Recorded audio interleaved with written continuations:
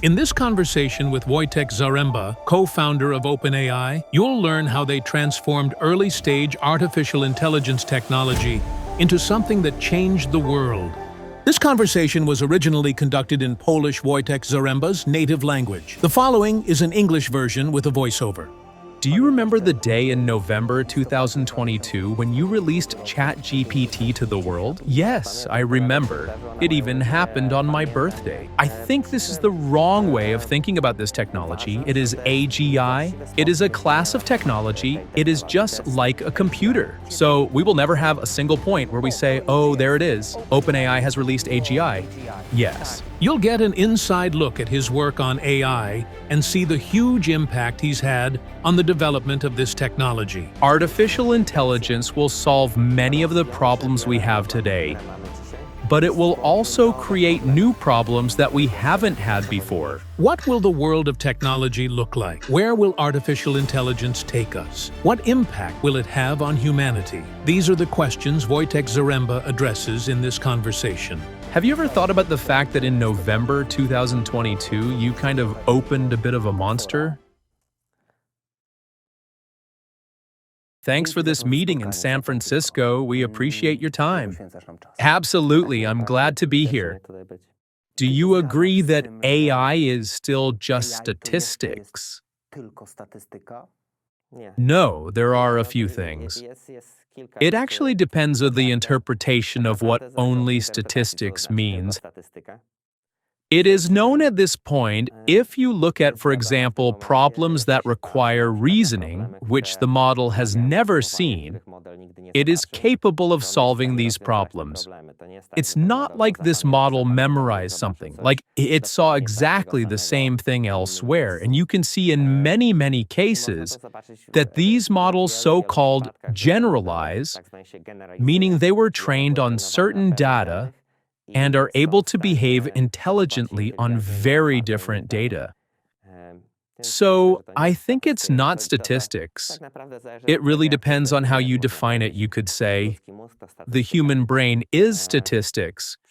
But if that is statistics, it's really unbelievable. It's magic. Magic? Well, I could say it's interesting that what's interesting in the case of these neural networks is that we have some empirical understanding that if we provide this amount of data, these will be the results. Although there is no very deep theoretical understanding of why this happens. Many models tend to memorize this data. And when slightly different data is used as input, these models essentially stop working. I can say, imagine the following situation. Let's assume for simplicity that you have training data. Let's assume they are just digits. The background is black. And now you have trained a model on such data. Now you want to test them on data where you only change one pixel in the corner. Instead of a black pixel, you put a white pixel. And it turns out that this model works well in such a case. In fact, despite seeing a black pixel in this corner on all the data, you change it to white, and this neural network model still works properly. It will be able to recognize the numbers even though you changed that pixel. However, from a theoretical perspective, we do not have an explanation for why this happens. The thing is, at the moment you change that pixel, the data is completely different from the data you trained on. What is the reason that the data you are testing on can be so different from the data we trained on, and it still works? Are you trying to say that some kind of interpretation process is happening there? I can say it's like, we know many algorithms such as decision trees, or, for example, nearest neighbors, where it's very easy if you stray a bit from the training data. They fall apart.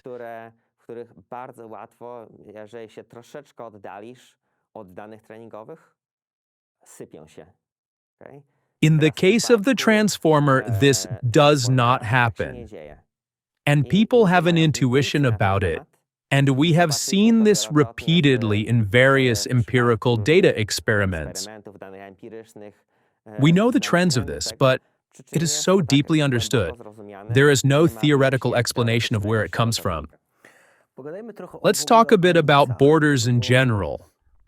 The first boundary is that we perceive the world spatially in 3 dimensions. We understand this 4th dimension, we feel it a little. But for years we have fed the data exclusively, models only with image data. And we reach the point where models do not understand context. We are in San Francisco, where a few months ago an autonomous cruise taxi was set on fire in Chinatown.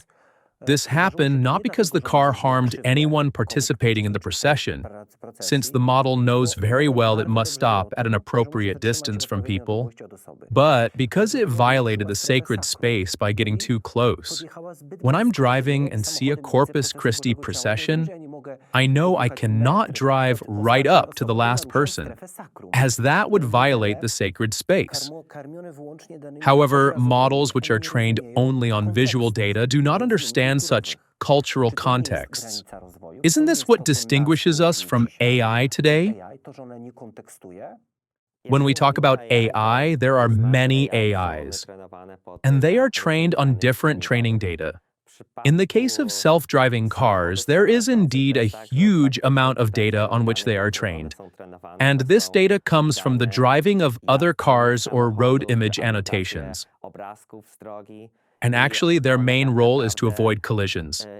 This is their way of understanding the world. There are also many models trained on the diversity of all data, including images, text, even video generation, sound generation, and understanding voice. It seems to me that if the model is aware of data coming from truly multimodal sources, it will have a much deeper understanding.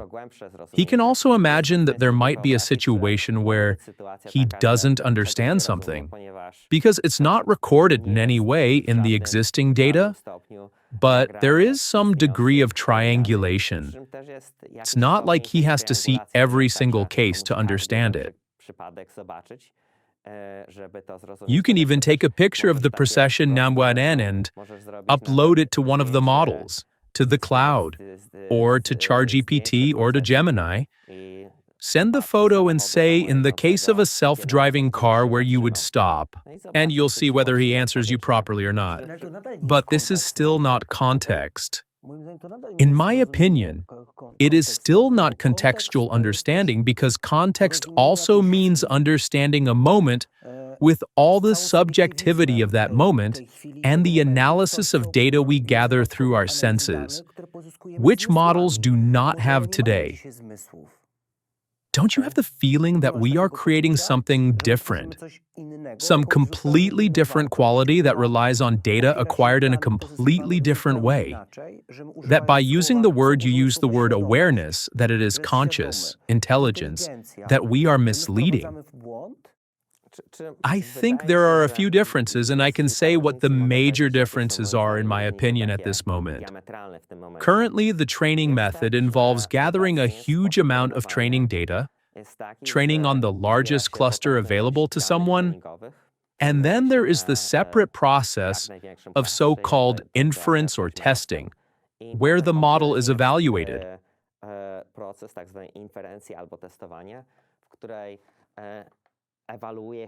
So this model receives an image or text as input and provides its interpretation. One could say that currently, in the case of computers, the training and testing process are 2 separate processes, whereas in the case of the human brain, it is a single process. And this can be a significant difference. It is also the case, I would say, for humans. This is such a difference. Technically, it's called on-policy or off-policy, which means in the case of humans, we train based on data from our own experience. So we operate in the world, and sometimes good things happen to us, sometimes bad things, we overhear something, we read something. We are training on our own data. However, the computer is training on data from another person. It's not like this computer has walked around the house, fallen over, hurt its leg, and will now be careful on the stairs.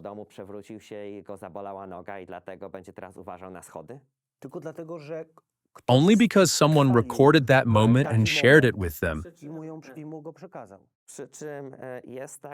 If you look at that cube at that hand that was solving the Rubik's Cube, or at the game like Dota or StarCraft, the model is exactly trained there with reinforcement learning, meaning based on its own experience.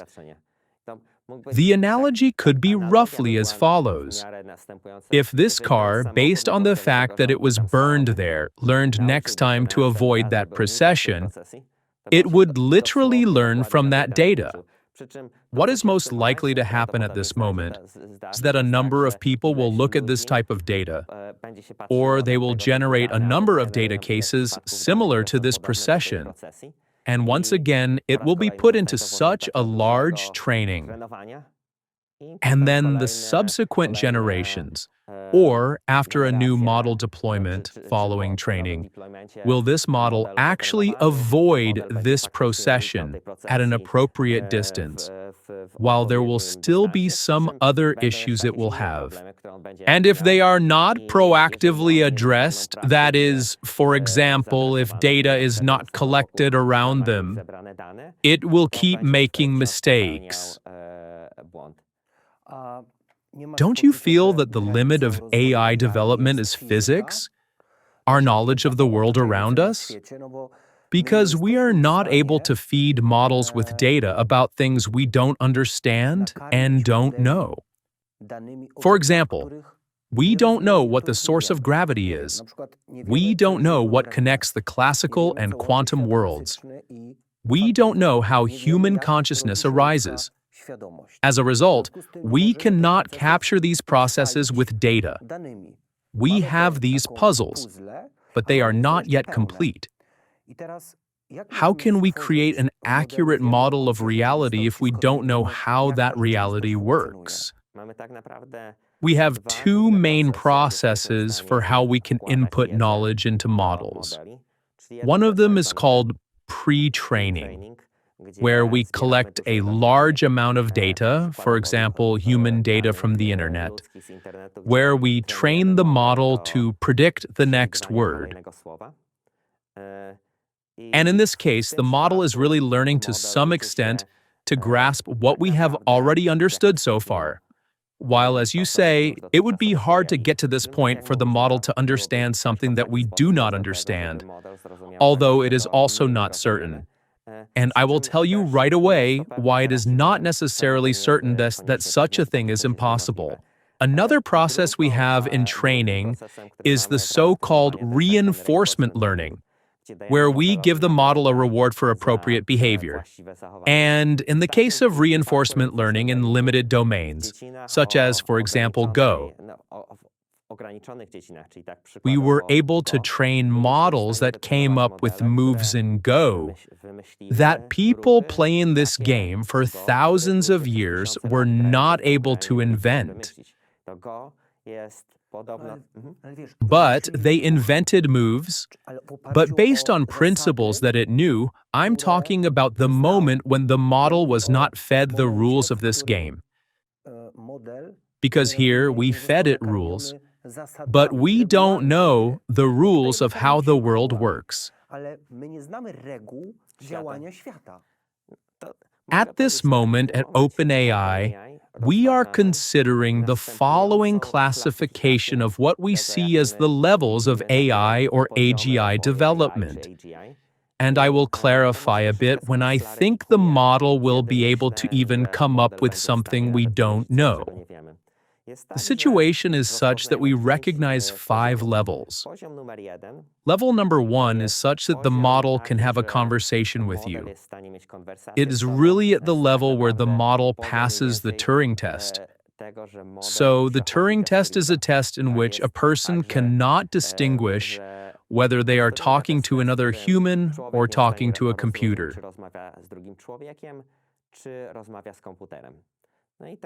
And now it turns out that in the case of current language models, they are actually already at such a level that it becomes quite difficult for a person to tell whether they are talking to a person or a computer.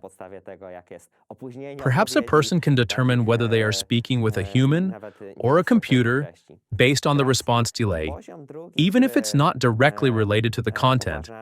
Now, the second level that we believe will come very soon is thinking about such models that are capable of solving problems that require 10 minutes of reasoning. For example, there is a math problem that I would need to think about because I cannot immediately say what the answer is. And this is more or less another level, which really turns out to be significantly different from the first level. When you think about the first level, it's a model, you tell it something, and it immediately responds to you. In the second case, in terms of reasoning, you have to consider different paths. You need to deeply understand what these words mean in this task, what the problem really is. And it will be such that we will have models that, in various fields like mathematics, physics, biology, computer science, are able to solve tasks that are non-trivial. It's not always about confirming and searching for evidence to support claims, but it's about solving non-trivial tasks. I could say even the evidence of small theorems too. Now, the third level we are considering. This is the level where we will have models called agents that are capable of performing longer tasks in the world. So, for example, you tell the model, listen, I would like you to make a website for me, and now it starts buying some domain, starts writing in Heroku, has some Heroku server reserved, starts writing code, starts uploading the code at the very end. In the middle of this work, they start sending you some mock-ups and ask you which one you want, maybe even sending you an email. 2 hours later it happened after you asked that model. Processing all the time. Processes also performs actions in the world. It is a significant difference that in the case of ChatGPT, if you tried even at this moment to make it perform actions in the world, and more than one person tried to implement something like this, it would get lost quite quickly and would not be able to move forward. In the case of agents, it seems to us that we will reach models that are able to solve tasks that take hours or days. These are still tasks at a human level. You were asking about something beyond the human level. This is still human level. It involves browsing the internet, gathering information, writing code, creating some visualizations, putting it all together, and doing it very specifically. Now the fourth level we consider is the scientist. It is such that a scientist spends months thinking about topics that other scientists have worked on for even decades, looking from different perspectives. Sometimes it turns out that our assumptions were wrong. As a scientist, you have a lot of considerations that are based on certain assumptions. And just like in the case of, Einstein, it was like he realized that maybe the assumption that time is constant, that time is continuous and shared on the internet as only one timeline, turned out to be so. It was an assumption that no one expected could be an assumption. And surely we have some assumptions that even block us from new discoveries. And that will be level 4, really. And the fifth? The fifth level is when AI is competent enough to manage entire organizations. So, for example, you have a company that employs, for instance, 1,000 people. Regarding artificial general intelligence, we realize that people think about such a point that when it is reached, we can say, this is artificial general intelligence. I think this is the wrong way of thinking about this technology. It is AGI. It is a class of technology. It is just like a computer. You have different kinds of computers, small, large, in watches, in phones, and that's it. We will never have AGI. So we will never have a single point where we say, oh, there it is, OpenAI has released AGI. Yes. For example, even when looking at ChatGPT, it is such that at this moment in ChatGPT, it passed the Turing test. The Turing test was historically considered a test that indicates that machines are intelligent. It turned out that ChatGPT passed the Turing test, and no one even noticed. There was no big announcement about it. And it really depends somewhat on the definition of what you consider AGI. We are now in a situation where, for example, you have the task for the model to write a poem, where every first letter in each line is A. And now for me, it would be very difficult to write such a poem. I can say this problem becomes truly superhuman. It's like, it's very hard to write such high-quality poems. At this point, models are easily able to do something like this. And in some way, it's superhuman. But the thing is that you have a lot of these types of competencies. And now these models increase competence in all fields. And in some areas, the human level will be achieved faster than in others. However, once a human-level capability is achieved in all fields, there will be areas where that level was superhuman a long, long time ago. When will it happen? When will we reach level 5? It's hard to say. Actually, many things depend a bit. Well, I could say, from my perspective, 99% that it will be shorter than 10 years. Also, even when looking at the whole stage of evolution, even of organisms, these single-celled organisms existed for 1 billion years. Then, multi-celled organisms existed for a bit shorter. So the time when only they existed, that time of evolution between multi-celled organisms was shortening. Even when you look at the history of human development, we are in a similar situation.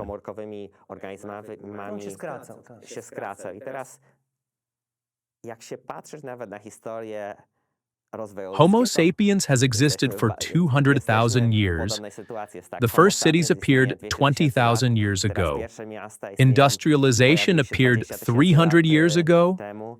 Computers appeared 60 years ago. The internet appeared 30 years ago. So each of these stages shortens. And it seems to me that something similar will happen here too.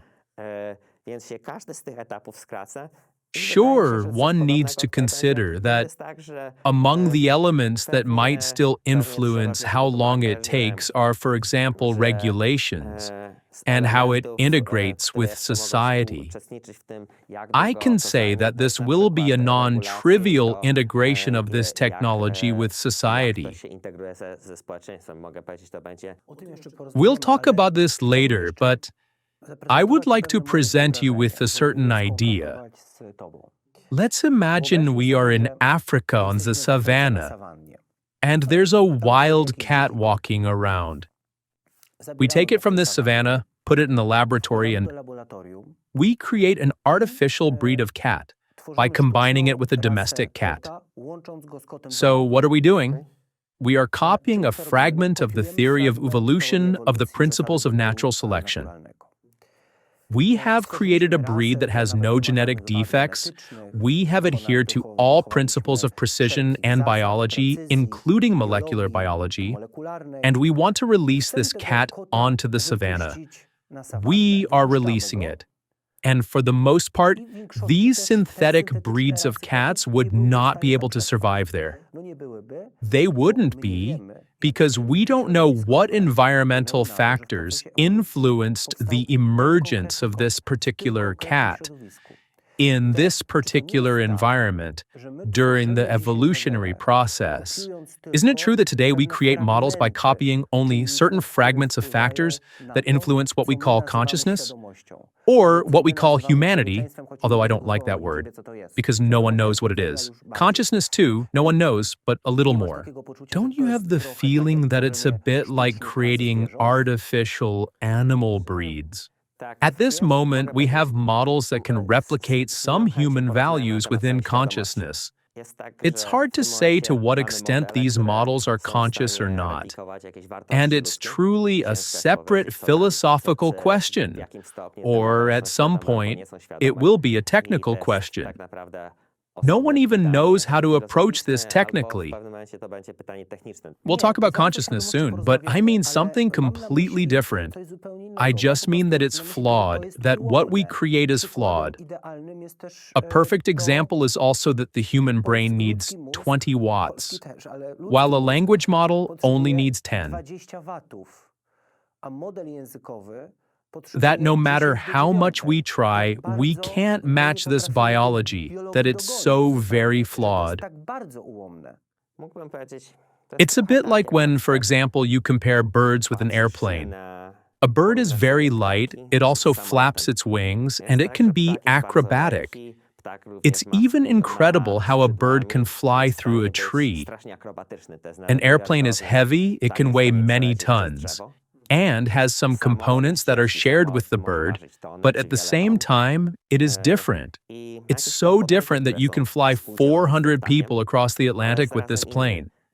So it seems to me that we'll be in a similar situation as humans.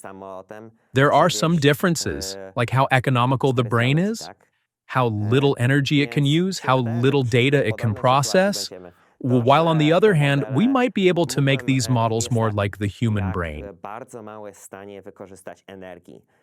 The human brain is efficient because our DNA contains a lot of information about how to efficiently utilize reality.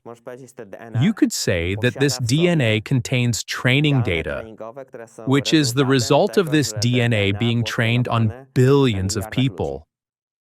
So you mean to say that we can reach a similar point, but by a different route than evolution? Historically, even at OpenAI, people considered building artificial intelligence as something more akin to evolution. And if you look at the amount of computational power that evolution utilized, it is incredibly powerful, much more than what is used now. Evolution used a great deal of computational power over billions of years, and the computer is the entire Earth. Thanks to evolution, millions of different species emerged and intelligence arose. As a result of such powerful optimization, intelligence was discovered multiple times across different species. With these neural networks, there is a training phase. It doesn't even matter that it requires a large amount of data or computational power. As a result of this, you get a model with the incredible ability to learn fairly quickly from a single conversation, even based on its own mistakes. My nephew was explaining Polish grammar to an even older model, and the model was able to grasp it within a single conversation.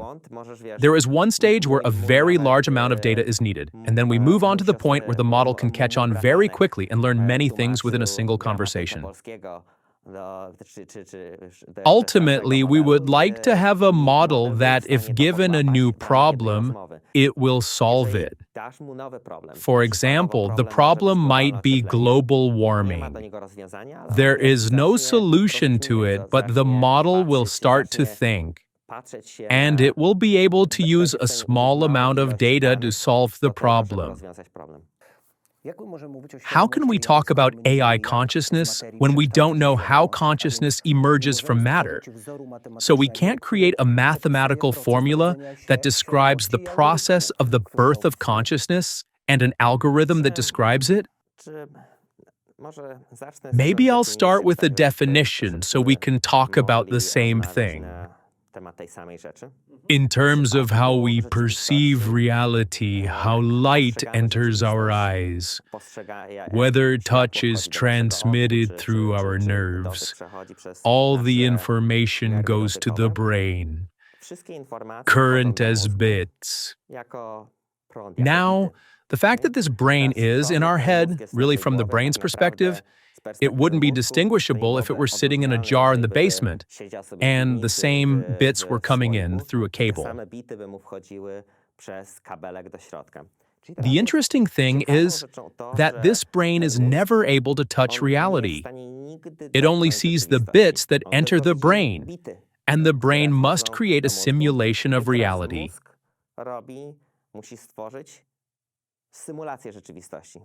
Immersive image of the world. Exactly.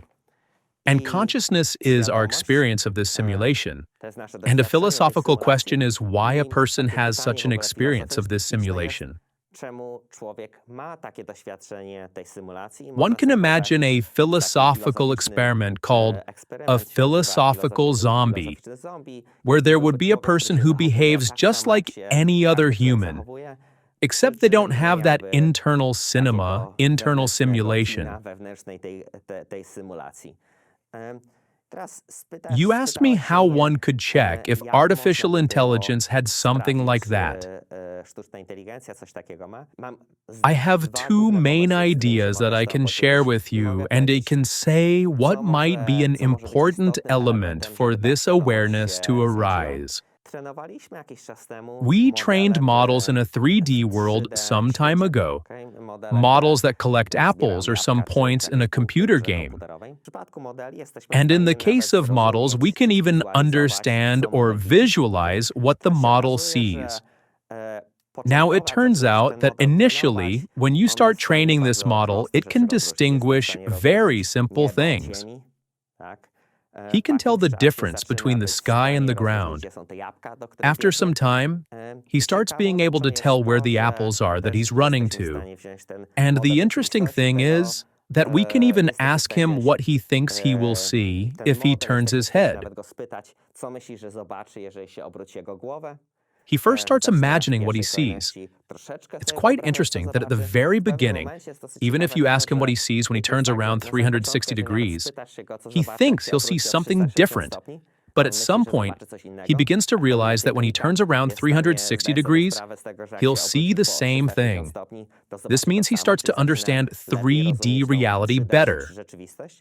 One interesting thing is that at some point in such a simulation, this model must begin to simulate its own existence, because it itself participates in changing reality. Just like at the very beginning, this model understands that there is a sky, Earth, it understands where these apples are because they are crucial for survival. At a certain point, something clicks and he starts to understand the physical reality. And then again, something clicks. Clicking, what is that? Is it a data range? In the case of neural networks, their training leads to a representation where they can solve various types of tasks.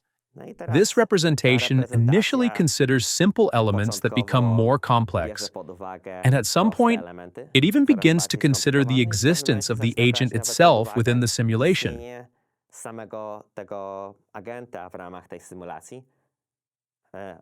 Initially, this agent was not even in this simulation.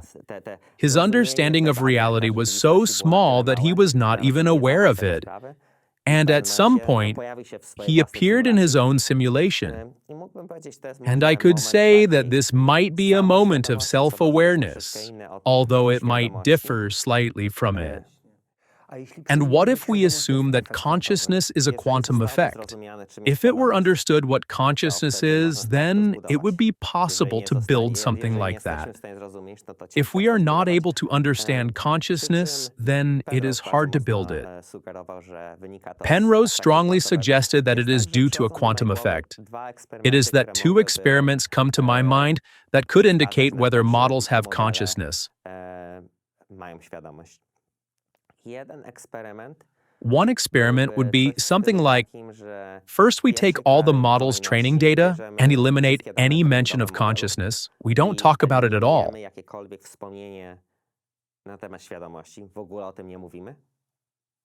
We are training the model on such data, so now the question is whether this model will suddenly be able, when you have a conversation with it on this topic, to say, yes, well, I noticed that something is in such a style.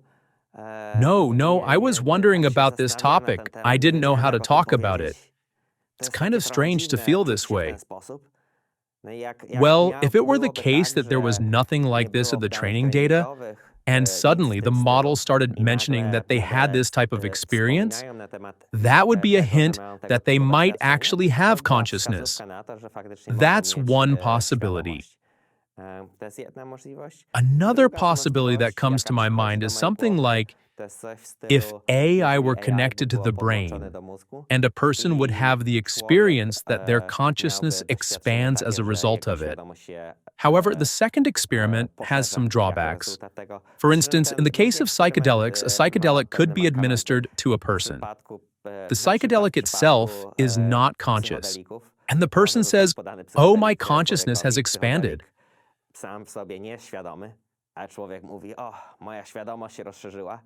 So it's not necessarily true that if a neural network didn't have consciousness, it could be that the neural network doesn't have consciousness, while connecting it to the brain gives the experience of increasing that consciousness. Why does AI hallucinate? In my opinion, the standard way of training these models looks like this. First, we train it on all the data from the internet, so that in every article it predicts the next word, the next word, the next word, and it turns out that this is a way to instill a large amount of knowledge into the model. There are even fundamental reasons why this is a way to instill a large amount of knowledge.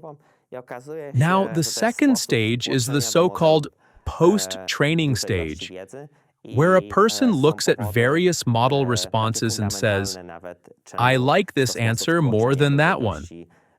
And in the case of post-training, the model is trained to provide more answers that people like. In the case of hallucinations, the problem is that the model may speak confidently about things it doesn't know. So, where does this come from? If we look at how this model is trained with humans, the human will reward the model for explaining in a way that the human likes. Rarely will he be given a reward for saying, "I don't know." It may be that he gave several answers, and in one of those answers he guessed. And the person chose, "Oh, I like this answer. This answer is actually correct." And the model guessed. And now the model is being trained to always provide an answer, even when it doesn't know. If he doesn't know, then let him guess. Because when a person gave preferences, they preferred an answer when the model guessed rather than when the model said it didn't know. So, could the cause of hallucinations be this boundary between knowledge and ignorance? When a person trains a model, it might be the case that the person doesn't know what the model knows or doesn't know. He says, "I always like it when you give me an answer." And we train the model so that it always provides an answer, regardless of whether it knows or not. So, during the current training, as this feedback is given by the person at the last stage, this feedback leads to the model responding regardless of whether it has this knowledge or not. So how are you going to deal with this? Let's see what works. among important things, in my opinion, is either leading to the situation where models can be trained in such a way that they can provide a probability, meaning they can express their certainty when they give a particular statement. It's possible to modify the training method or the way the data looks so that the model can say it's 80% sure that this is the answer, 10% that this is the answer, and 5% that this is the answer. If we can train models so that they are able to understand what they know versus what they don't know, then we will be able to make them express it. An interesting thing is that when you train a model on the entire internet and you ask it questions A, B, C, D, you ask it about some topics where it's not entirely clear. You present the problem as A, B, C, D. For example, what is the number of films that are considered popular by someone? Someone thinks there are 5. Someone thinks there are 6. Someone thinks there are 3. As part of the ABCD, he is able to say it very well and assign a probability to it. However, in the case when post-training is performed, it leads to the model becoming overconfident, self-assured, and at the same time self-assured even in topics it knows little about. This is not a philosophical question, but rather a technical one. Can we imagine creating an immersive representation of pain within a language model? There are two ways that come to mind right away. The first way, at this moment, you can tell the model, listen, imagine you are a patient with terminal cancer, and you are in a great amount of pain. The question is whether this leads to the model actually feeling pain, or is it just pretending? That's one of the options. I would ask whether inside the neural network at a certain temperature is something different happening than usual. Does asking this type of question cause it to behave differently than usual in such a situation? He will want to avoid it. He will not want to be in such a situation. Well, it's not a form of feeling, it's more of, I understand, some kind of constant imagination. And if we now combine this model with some sort of infrastructure with robotics, where sensors will allow it to perceive more deeply, will it be able to feel the pain? When I think about consciousness, knowing that this brain receives bits of information through the spinal cord, our brain never directly accesses reality. From the brain's perspective, it could be in a basement, in a jar, receiving the same stimuli, and it wouldn't be able to tell the difference. If it were able to send stimuli and get a response from it, from the perspective of this neural network, it doesn't matter whether it is an agent that exists in reality or one that exists in virtual reality.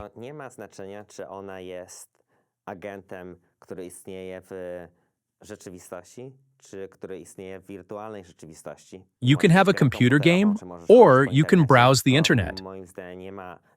In my opinion, there is no major difference. What I think might be the difference is whether this model is trained on data from many people, meaning it reads about many people, or if it is a model trained on its own experience. At the moment, these models are mainly trained on a huge amount of data, and then, as their own experience, they become such... There was once a movie called Memento about a guy who would instantly lose his memory. He had a very short memory, so he made tattoos on his body to remind himself of various things. And now, these neural networks, they are a bit like that Memento guy, meaning they can remember what happens during a single conversation, and then poof, it disappears. And when we reach the point where this model is able to live for a much longer time or keep learning, it can also be realized in different ways. You could have a situation where this model simply has a context of length 10 million, 100 million, or a billion. And this context is long enough that you can have a lifetime of experience there. And in this context, one learns, or it may require new algorithms that have the property that at the moment from this new data, from a new interaction, an update is made for WAG to this network. So it learns from its own experience, and not mainly at this moment, you might think 99%. Well, most of the learning comes from the experience of people on Earth. From the experience that the model reads on the internet, then a tiny amount of experience comes from how this model behaved within what we call trainers, AI trainers, who say, I like this answer more than that one. And now, in the conversation with you, it happens that it learns some of this context. And after a while, bang, all memories disappear. Won't energy be the limitation of this development? The human brain uses significantly less energy than AI to perform tasks, yet we still have a power grid from the 19th century. It might be that at some point, we will reach a situation where energy will also be in short supply. And surely people will increase the amount of energy. People will likely make the networks more efficient. It's similar to looking at the evolution of any product or even computers themselves. The first big computer, one of the computers called ENIAC, was about 3 meters in size and performed 300 operations per second. When you look at our mobile phone, it's just rows and rows of size, faster, and it's smaller. So far, what we see is that there are many sources for making these models better. And it turns out that each of these sources multiplies together. We once talked about how you look at the world of artificial intelligence development in 3 phases. The first is the product phase, today, where different companies create various products and we increasingly integrate them. The second is the phase where countries understand that investing in AI is an investment in their geopolitical position and their security. And the third most controversial phase where AI will be the guarantor of the survival of the human species. The third phase is superintelligence, so there are 3 phases. At this moment, people are creating beautiful products, incredible ones, and there will be more of them. In reality, most software will have some AI in it. We integrate tools with plugins. Yes, software without AI will cease to exist. We are already slowly entering a stage where countries are getting involved in AI. They are starting to understand that AI is very important. Probably in the year 2025 or maybe 26, AI will be the main topic of conversation on Earth.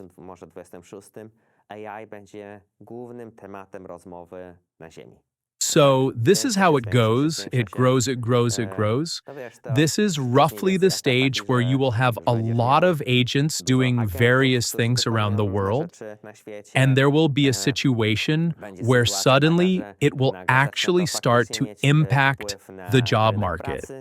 At this moment, we are still in a situation where ChatGPT, despite being an incredible product, does not appear as something that impacts the economy when you look at the scale of the world economy. We would know the impact on the economy if you turned off ChatGPT. Then we would find out what the impact on the economy is, how the stock market reacted. Poland doesn't really understand this then. Just as a digression, a governmental AI fund is being created in Poland with a budget of $10 million. That's very little. Poland also has a lot of very smart programmers, and it can be a huge opportunity to create incredible technology, to be a country that is more recognized in the world, to be able to build something beautiful and incredible.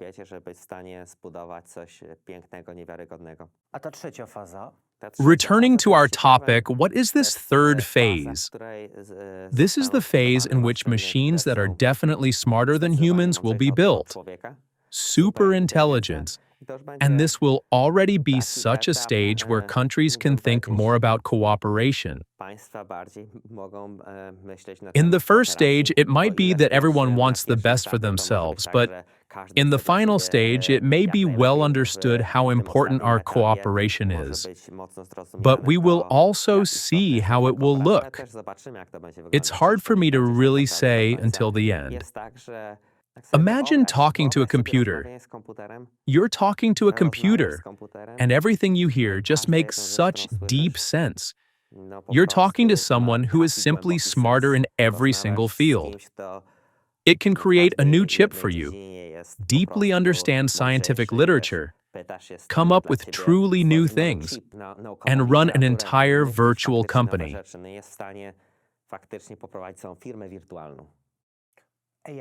Will AI upgrade humans then? Upgrading a human being to some extent is even happening now. It depends on the interpretation. At this moment, we have inventions at our disposal that in the past could have been considered magic. Currently, humans can move as fast as no animal is able to move. They can drive cars or motorcycles. You currently have a device, it's quite unreliable, and we are getting used to it. AI wanted to show you a phone. It's this tiny device about the size of a pack of cigarettes, and with it, you have access to all of humanity's knowledge. You can communicate with anyone, anywhere in the world, because the signal travels at the speed of light. It's truly unbelievable that something like this has been built. And I can say, in an obvious way, there will be more technologies that will make things that once seemed like magic a reality. Don't you feel that we will be the limitation, the ones who can say no, who can say, we don't want this? If someone tells you they know how things will develop, that's not true. No one knows how it will unfold, and in my opinion, it will be powerful. People will react in different ways. Some will say, we don't want this. Others will love it. Ultimately, a lot depends on what technology is developed, how it will help, and what actual problems we will face.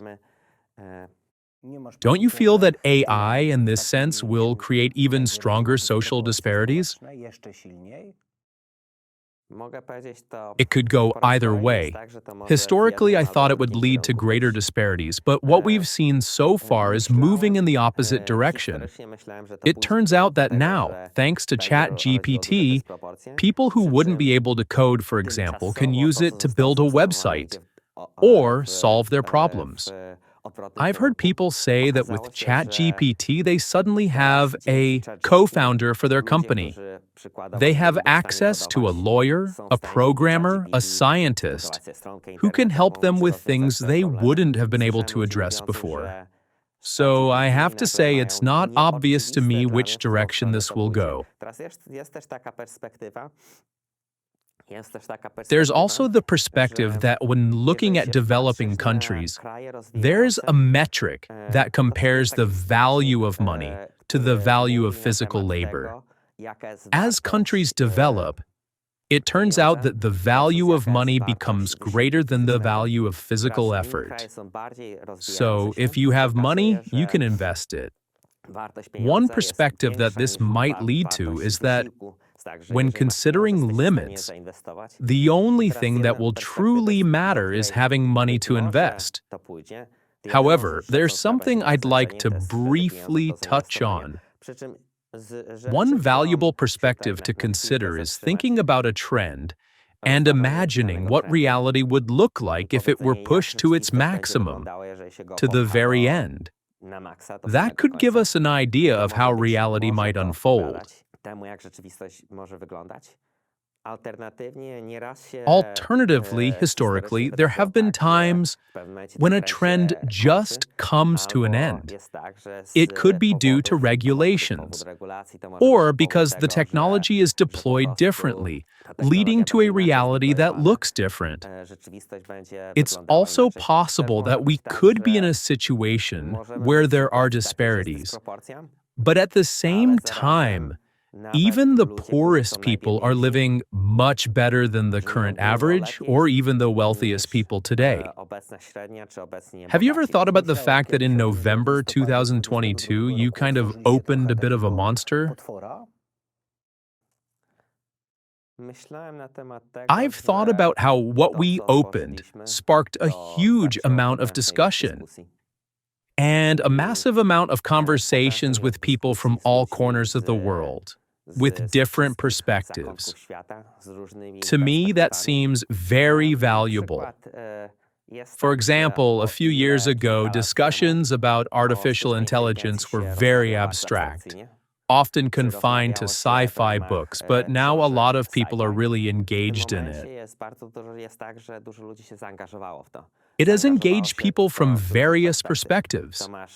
You not only have developers and engineers, but also philosophers, lawyers, and doctors looking at this and wondering, if reality is going in this direction, what does it mean for us? And, it's also interesting. There was a movement in England called the Luddite movement. It happened when textile machines were being built and people were afraid they'd lose their jobs, so they were strongly opposed to it. The movement had the characteristic of destroying these machines. In the end, the movement collapsed. It turned out that if you look at technological development, you really have two choices. Jednym z wyborów jest wybór taki, że próbujesz budować cywilizację, która nie ma. One choice is to try to build a civilization that doesn't have technological development, no progress. Historically, many civilizations that developed technologically eventually collapsed. That's one option. The other option is that we've seen time and again that technology has been able to address some of the problems we face. I don't want to claim that technology is fundamentally good. It largely depends on how it's deployed, how it's made available, and how we use it. However, AI is a technology that has the potential to provide solutions to many of our problems. Fundamentally, if you look at a scientist's work, their job is to find a problem they want to solve. And AI has the ability that, once built, it can solve all kinds of problems. Yes, but even Altman himself, who calls himself a visionary, once mentioned in one of his tweets, and I read it, that you love him. I understand that by showing your relationship, he created Worldcoin, which, by the way, I'm currently working on a documentary about. He talks about it as a possible solution to the genie he released from the bottle by launching ChatGPT, which also has an impact on the darker side of the internet, including bots and the difficulty of distinguishing them from real people, real users online. Artificial intelligence will solve many of the problems we have today, but it will also create new problems that we haven't had before, or that were small until now. That's what I would expect. The Worldcoin project itself is interesting. It's based on certain assumptions. Let me put it this way. If we look back at the past in medieval times at the level of human prosperity, it was a long period where people lived very similarly across generations. This meant they were responsible for growing their own food, making their own clothes, just like their parents, grandparents, great-grandparents, and so on, for many generations. Back then, the main way to think about how a person could get rich was war. Generally, if you went to war, you could really get rich, while very little could be gained through business. In fact, in those times, it was believed that if you did business, you were a bad person. It meant exploitation. Things changed when we built the steam engine, a machine that could lift what would require the strength of hundreds of people. You put coal inside, and suddenly you have a machine with such immense power. The times changed dramatically, so much so that even Adam Smith wrote that by creating business, you were helping. You help your employees, you help everyone you sell your products to, and this was revolutionary. People were amazed by it. Suddenly, we entered a period where you could think of things differently. Before, we were in a zero-sum game, meaning that for me to have something, you couldn't have it. I had to take it from you. After industrialization, we entered a time where maybe you don't want to kill your neighbor. You don't want to kill him because he might be selling something you need. And this may have even led to the fact that the whole world is now very economically interconnected. It may have also contributed to the fact that we have far fewer wars today. Only about 1% of people worldwide are involved in military conflict, whereas in the past, around 30% of people were involved in such conflicts. So things have changed dramatically, even though it's hard for us to feel that, since we didn't live in medieval times. Now, we may be entering the next phase of productivity change, moving from a zero-sum game to a positive-sum game. And perhaps we will transition to a point where the amount of prosperity that can be generated is simply massive.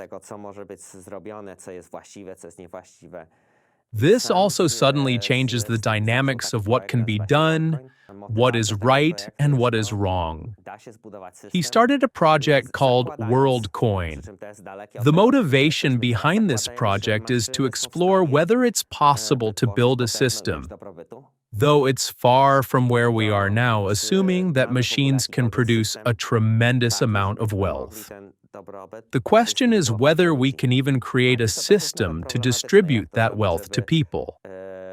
And that's also problematic. How do we do it so that no one pretends to be a human? So that one person doesn't take the value meant for many. So a project was conceived where, first and foremost, you must be able to uniquely identify a person. The goal is to identify a person in a cryptographic way, one that can't be easily broken. The project is based on identifying a person using an eye scan. These eye scans are stored in a way that you can't even transfer them to someone else. It's not that they take a photo and say, "This is Wojtek's eye, this is Maciek's eye." Instead, the eye scan is processed by a neural network, and what's stored in the computer is a representation of the eye.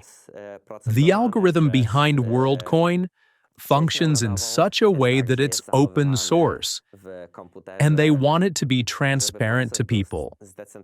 They aim to make the process decentralized because, in a centralized process, there's always a risk of attacks. Wojtek, what are you afraid of in the development of AI today? Is there something that really scares you? What has, I don't know, maybe brought you down, discouraged you, or been the most difficult for you recently? I would perhaps classify the problems related to AI into different categories. The first major issue is that AI can be used in a negative way. For example, deepfakes, fake news. There are many things, like you mentioned. AI has a high chance, almost certainty, of being used for military purposes. And there's also, I can say, things that people are still afraid of. Imagine today, there are about 30,000 people in the world who would be able to create a pandemic. These are usually scientists, some of whom are directors of institutes. With just 10 such people, they could create a pandemic that could wipe out. That could wipe out part of humanity. Yes, and it could have the property, for example, that the virus is undetectable for 2 months, then spreads very quickly, and then kills rapidly. One of the risks with AI is that, while we give access to intelligence, it could suddenly increase the number of people who are capable of building a pandemic. This is one of the risks when looking at something like misuse. And it's one of the categories. I'll talk about other categories in a moment. In the case of biological misuse, for example, AI could also help with attacks, hacking, or even with nuclear and chemical weapons. So one of the problems, and I'm talking about the upcoming year or two, is that we have increasingly powerful models available. One of the important things is ensuring these models are not used within the categories I've described. I can say there are specific steps that can be taken to protect these models, and I'm quite optimistic that this can be done. However, it's crucial to minimize their negative applications. Are you working at OpenAI on any area to prevent your models from being used for malicious purposes? Yes, I can even share the framework we use for this. There are actually several efforts in this area. First is there's something called preparedness. In preparedness, we aim to understand the risks in various categories, such as biological, chemical, nuclear, cybersecurity, and persuasion. We need to assess the current level of the model in each of these categories. For example, in the case of persuasion, we could rate it as critical, meaning the model is at a stage where it could easily convince a large number of people towards various harmful goals. We'd consider that critical because it would be really problematic. On the other hand, we could say it's at a medium level if it's similar to what another person might attempt to do, like convincing people. Currently, the risk of persuasion is something that happens already. People create fake news and others engage in persuasion tactics. So, the first step is to understand where we stand. Then, we also have a team dedicated to mitigation. What needs to be done to make the model less helpful in areas like biology? We aim to reduce the level of risk in high-risk categories to medium or low levels. There are 4 categories. The first category is misuse. The second category is the result of the AI race.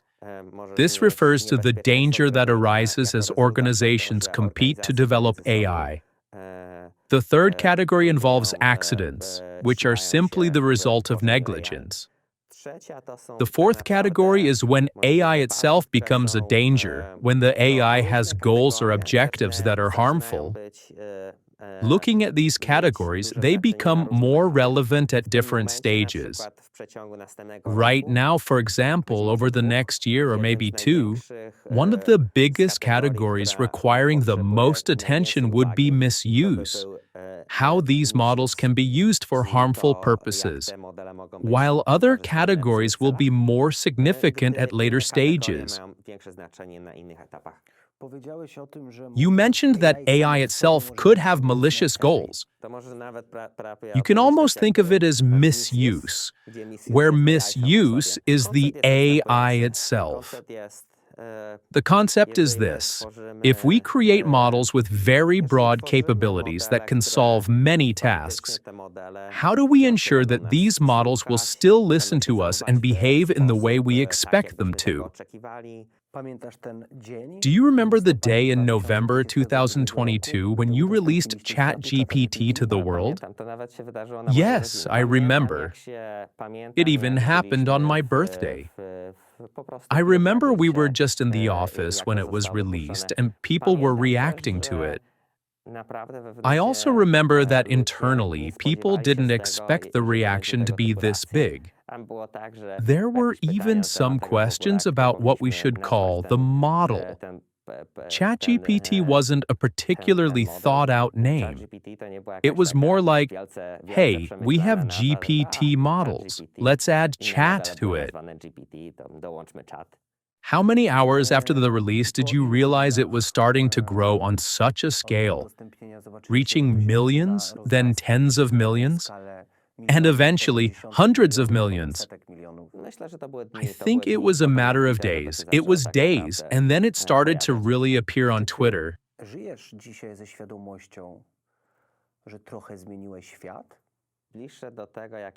What's closer to how I think about it is that it's incredible how quickly I've found myself in this position.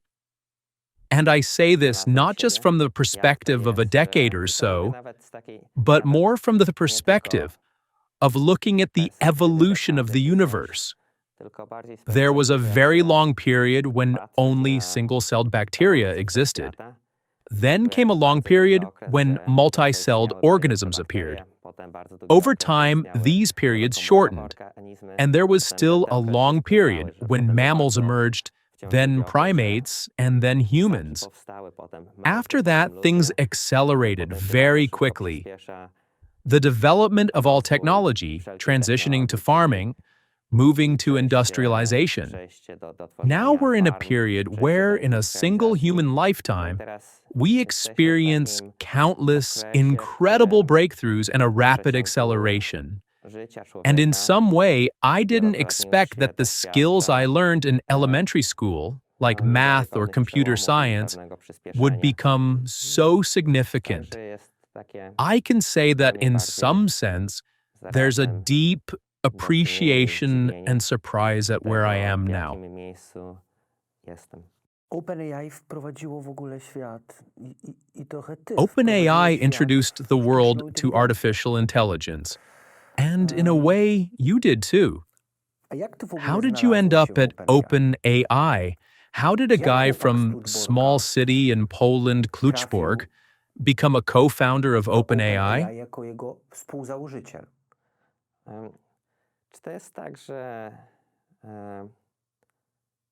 Over 10 years ago, AI was barely developed, and many people knew each other. I had worked with many of the people who founded OpenAI or knew them from conferences. At that time, I was studying in New York, doing a PhD in artificial intelligence, and had some pretty strong publications. I remembered that at one point I met with Greg. He came to New York to meet me. He was talking about the idea of creating the company. It was even funny because we were supposed to meet at 5 p.m. But I used to work at night and sleep during the day back then. I remember I was late for the meeting because I overslept. Greg was telling me about the idea, and I had spoken with Ilya as well. I had worked with Ilya when I was interning at Google.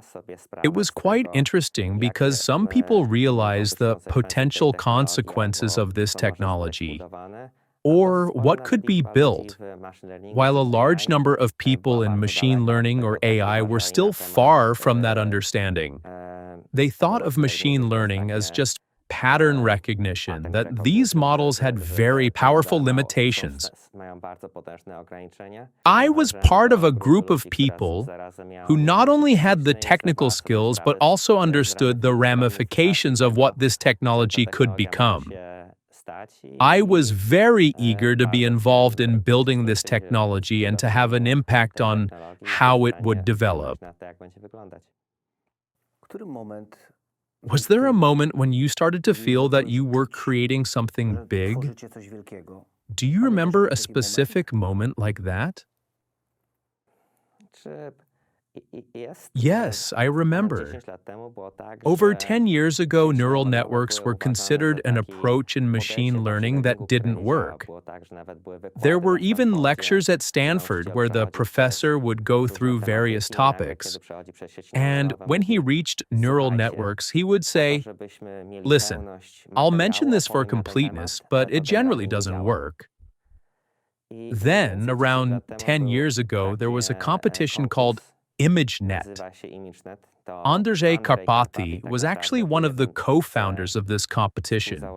Up until then, AI competitions usually had a relatively small amount of data. But for ImageNet, there were 1 million images and 1,000 categories to classify. Most categories even involved different types of dogs to classify. Many teams from around the world participated in this competition. One of those teams was a group from Toronto, led by Jeffrey Hinton, Jan LeCun, and Alex Krzyzewski. Generally, all the teams that didn't use neural networks were, well, second or third place in the competition, relatively close to each other. The first place, which was won by the neural network-based approach from Ilya, Jeffrey, and Alex, had significantly better results. I remember that when I first went to Google, it was back when Google didn't have GPUs yet. My first project there was actually reproducing that result. At the time, Google didn't have GPUs, so I was reproducing the result on thousands of CPUs. I was writing code to train those networks. I remember being very deeply involved. And it was at that moment I really realized how this worked, how it could work, and where it could go. It was also exciting because I was able to significantly contribute to that direction. I can say that contributed to my excitement about the field. It's interesting because even for years after that, when there was development in neural networks, and I would show my colleagues things like generating images from a single DALL-E, many people would say, "Oh, that's interesting." For me, it was like, wow, this is the beginning of something big. But of course, everyone perceives it differently. What do you feel like the father of? If we look at OpenAI today, what is your role, Wojciech Zaremba? There are a few things I've had a strong involvement in. One of them is Copilot and Codex. But even before Copilot and Codex, one of the groups I led at OpenAI was Robotics. In Robotics, we trained a network to solve a Rubik's Cube using a robotic hand. I can say that for its time it was quite complex because it was a problem that couldn't be directly programmed. You couldn't just tell the robot, "Move your finger this way, then move that finger." It required learning. And at the time, it was one of the most complicated forms of manipulation, where a robot using just one hand could solve a Rubik's Cube. Especially since robots still have a significant challenge with spatial understanding, because we don't feed them 3D data in the same way humans process it. How did you manage to do that? There are actually several challenges in robotics. The thing is, when we look at large language models, they perform so well because we have an enormous amount of data to train these models. However, with robots, we don't have direct data about how robots move around the street or how they solve tasks. So our approach was reinforcement learning, meaning we teach the robot how to solve a task and give it rewards. It's quite similar to how OpenAI developed the Dotabot, or how DeepMind developed the StarCraft bot. In this case, there wasn't a significant amount of data to train the model for basic behaviors. Instead, it had to learn directly through reinforcement learning. Did it work? It did. You can find a video from a few years ago showcasing what we built in robotics, and I was really excited about it. However, a few years ago, we realized, first, that there was a tremendous opportunity in language models. I remember around the time we did the Rubik's Cube project. Internally at OpenAI, we started working with language models. It was quite incredible how, for example, they were able to write essays, engage in short conversations, or even generate code. At that point, I got really excited because during my PhD, I had also worked on training models to understand code signing. So I felt in my heart that this was the moment when it was truly possible that it would work for the first time. And in fact, we were able to train models on a large amount of text and code data from the internet. These models are now widely used by many people to write code. They can suggest lines of code. It happens quite often. And even to me, that the model suggests programming constructs like in Python that I wasn't aware of. Now, when I write code, I often write a short comment on what I want the model to do, and it can generate the code for me. We went through the entire cycle, training the models, understanding where they work well, where they don't. We had multiple iterations, and in collaboration with Github, we turned it into a product that millions of people now use. I can say that it was the first result from OpenAI that truly achieved product-market fit. Before ChatGPT, yes, before ChatGPT, it was a product that people actually wanted to use. ChatGPT is just an explosion.